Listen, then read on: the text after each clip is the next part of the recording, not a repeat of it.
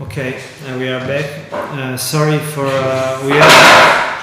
as we were having a connection problem. We changed the connection, so we are now back. I hope it will be better now. If you could please confirm that the connection is better. So now I was talking. We were talking about new technologies, but we are now in 1985. Yes. Yes. But it's alright. New technology is very good, but it's not working. It always happens in the right time. It's so new that no, it's always a part of the experience. No, I just wanted to comment about what Francesco was saying, that I think the importance of new technologies is not only for the public space, but even like in the scale of a building, you know, like how everything, I mean, could be now directly influenced from the way we are organized within the society and directly to the physical space. And that's, I think, great and interesting, and to develop in many different ways. And that's what we're trying to do here. And let's say this participation process hopefully will go further after we're away. Well, that's critical. Yeah. It is about setting the guidelines for the future developments of happenings, people taking part, the administration to keep on managing and providing an effort to keep on going and making that place something very interesting. It's not only the city that has to do that; it's also the residents and the people visiting the city. So it's a kind of multiple task. And Andres, what can you tell us about next week? Oh, in Hamar. I'm sure a lot of people are curious. Me included. This question for me. Well, I've been working with Moki Ryan for a couple of weeks. Yes. We have a few sessions online working with Skype, and we have agreed to make something kind of articulated or coordinated, which is related to integrate the square as a space of integration and accessibility for everyone. I'm also very interested in this notion of public space and people, how people perceive the public space, how people would see the public space as something part of their daily life, and what do we need what do we have to find out, what do we have to do, when I say we, including of course the residents, what is needed to do to make people really feel attached to that square, and make it make the square a part of the people's heart, or a part of the people's dream. And I think the chdreamhamar sort of logo or leitmotif is very it's very fine tuning, because it's about making people think in something which probably they don't think very much about, because you have other things, because that square was just a parking lot, and it was a place that you didn't go to specifically, you just use only for seeing the cars. Exactly, it was in the margins of the city. So it is about turning the square to be the center of the city, or at least a central reference, not only for the city, also for people living in the surroundings of the city, and also for people living in other parts of the city. And I think this is one of the big aims of the project. Challenges to dream the place differently, or and to make people from other parts of Norway look at Hamar and come and go there because they want to see that city, which is beyond the 2 or 3 sports facilities and things like that. They want to enjoy a city. They should want to enjoy a city with a very nice public space. It's a city which is very innovative, which is path-breaking in participation, so on and so forth. You know, when I was in Hamar, somebody came to me one day and told me I had a dream about Stockholmgate, and I thought it was really interesting, because really? It's like I dreamt that the square was like a garden with a stream and like a water stream and plants, and I think, like what you're saying about the dream word, this changing the perception of having the place like a parking lot, especially of course for the local people, like it was for 50 years or more a parking lot, and how can we make people dream, even subconsciously, of what could it be in a I think it's a big challenge for people there, because the square, I mean, you can see a square like that, which has a lot of potential, but you can see it as an ugly place. A place you don't look at, a place you just drop your car and give your back to it and then move to the city. And it's about reversing that situation and saying, no, I'm going to the square, I'm not going to the city. I might go to the city later, but now I'm going to the square. Because I can see the sea, I have a lot of things to do, I might have a coffee, I'm going to meet people, I jump into a library. And I think this is a whole, 180 degrees shift from a place in which you just drop the car and go away as soon as possible. Somewhere else. You have to go there too. So I think I'm very confident that this is going to happen. Maybe we're not going to see these in 1 or 2 months, but we're going to see these in the mid run, because I mean, cities, we are used to expect miracles from urban interventions. We expect that things happen like that because we live more and more in a very accelerated pace, and we are told that things should happen immediately after you think you need them. And this goes also for politicians and for citizens. But now this is going to be, it is starting very energetically, but it's going to need some more time, and it's going to need a lot of work and goodwill of the people of Hamar, and I'm sure it's going to happen. And what is your dream for Hamar? Well, my dream is first to land, to go there, to see it, and to I guess my dream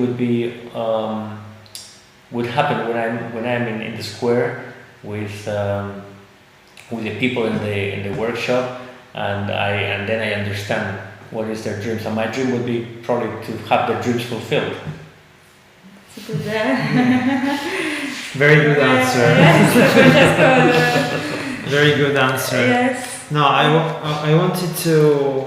I think even if we are working a lot on the chdreamhamar right now there are a lot of things coming out, some reflection, and for instance, you were talking about how to change the perception of this square. It could look like a very easy thing, because let's change the perception of citizens, but no, I mean, we architects, we are used to think about what we want to build there, and what we should build to change this place and make it better. But maybe we don't think enough to this step, which is really important. I think maybe it's the main point of what we are doing right now in this phase in Hamar. We are trying to change the perception, because it's an inception. It's an urban psychology. I know. It's like that's why I like the word immaterial. It's very not real. Maybe I don't know, but at the same time, it needs a lot of energy. We are 15 people and a lot of participants, a lot of citizens in Hamar, and we are everybody working to to create a community around the square, but also to change the way people look at the square, which is, and also the way we look at the square, because we look at the square, sure. For the people, for you, like Belinda, which you've been there all the time, and the people you're working with from the city, because it's a city project. It's probably very hard to understand how to make things change. To make things. If you're managing a city and you have this parking lot for several decades, one thing is that you want it to change, and another thing is that you can, think, dream, design that how that change is going to be, which implies a lot of technical aspects. Where are the buses going to go? Where are people going to park? Issues related with technical accessibility and stuff, but also I guess it's a big shift for the people working in the square, with the square, and thinking how are they going to do it, and especially if you have hired a bunch of foreigners that they might not know exactly, or you might feel that they don't exactly know what you need, and probably you have, if you're a politician, you also have the fear of saying, okay, maybe my electorate, my voters, the residents of my city might not empathize very much with these guys coming from other countries, and because they might think we have become crazy and they're not going to support the project. So I think it's a very daring, very risky, very brave challenge for the city of Hamar, because it would have been much easier to do something, easy, electoral, sexy in voting terms, and sort of quiet, and and we go through this. But they really, I think I'm very admired with this, because I think that they really want the city to change. They really want that place to generate a new centrality around the city and attract people from other parts of the country. And I think it's a new phase. It's kind of makeup of the city of the face of the city of Hamar, and they really believe in this. And this is probably where we are here. We're talking about Hamar, 5,000 kilometers south. But I think the most straightforward positive thing about being foreigners is that we are provoking very easily. Yeah. And that's what we want to. One of the things that we want to do, we are like catalyzing things and provoking, and we are the Spanish architects, and it's easy to. Spanish Armada. But I think, I know exactly the potential, and I know how you all are. I guess it would be like a big bang to have Belinda and you in Hamar, talking with people and moving people up and down. I think that I would have liked to see it, on a daily basis. But still, it is very daring for the city, and it's a risky bet.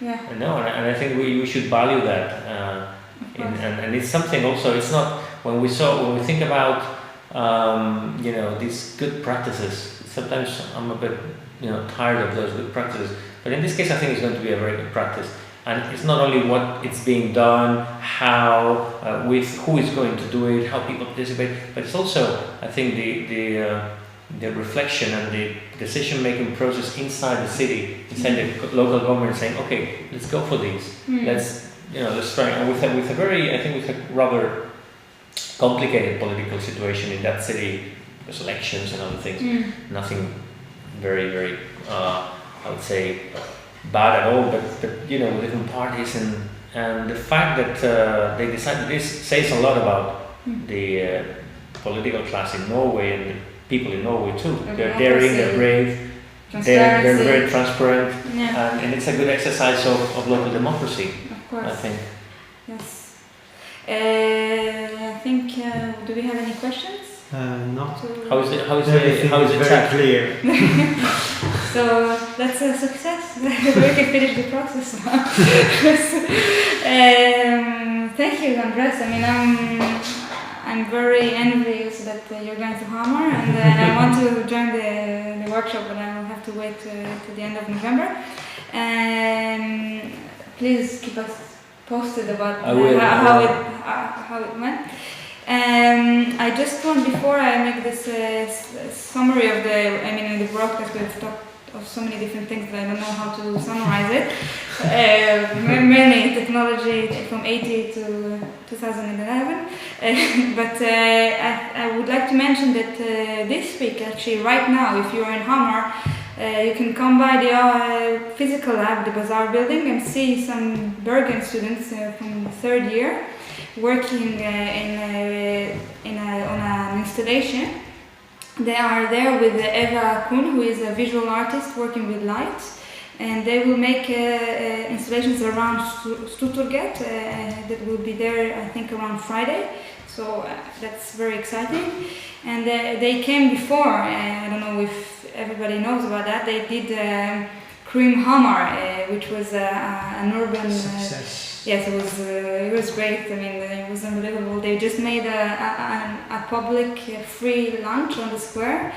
It was a normal October day, September, 25 degrees in Hamar. It was kind of I was literally baking under the sun, but because you're not used to. I got rid of all the summer clothes already, but it was 25 degrees. And anyway, they brought even a cow on the square and fresh products from the local farmers around Hamar, and that was really interesting to see because there were so many different people coming and talking, and that was an interesting social experience.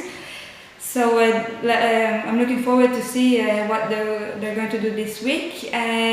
Please remember that you can use our blog and email address, chdreamhamar@gmail.com, for any questions or if you need any information. I don't know, please keep visiting the Dreamhamar website and read the different, this week, because it's the end of the online workshops, we will have some results coming out during the week. Maybe Francesca wants to say something about that? Yes, we are going to have the first result, I think, on Wednesday or on Thursday. And then we are also going to produce some more detailed material about that. I think it will be, for sure it will be included on the final report we are submitting. Maybe just to make it clear, because there is a lot of content on the website, I'm showing again here under the Digital Lab. You can find the blogs of Public Space and People and Tactical Urbanism.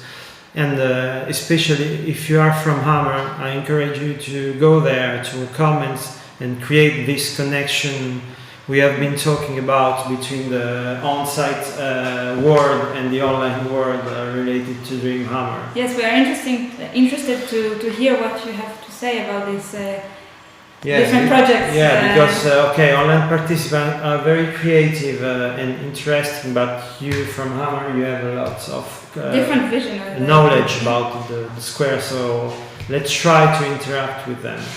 And another thing is that next, so as we mentioned before, not this week but the week after, it will be People Week, and we will have Andres here, and he is here and is there, and Muki Rian as workshop leaders, and they will have a workshop on Tuesday and on Wednesday. Tuesday with Muki, Wednesday with Andres, and Thursday will be the lecture / roundtable that we hope that you can participate in.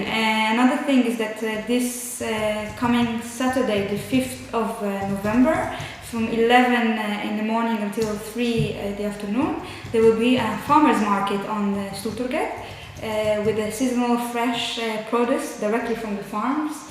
So you're not going to be there yet, unfortunately, but ask Belinda to maybe get you some cheese. It's really, really good. And I think that's it. The next Hamar experience will be from Hamar, and maybe with Andres if he's. You will be there on Monday already? No, Tuesday. No, Tuesday. So we'll have maybe with Muki. Yes, maybe. And thank you for all the followers today. I don't know if maybe there's questions or...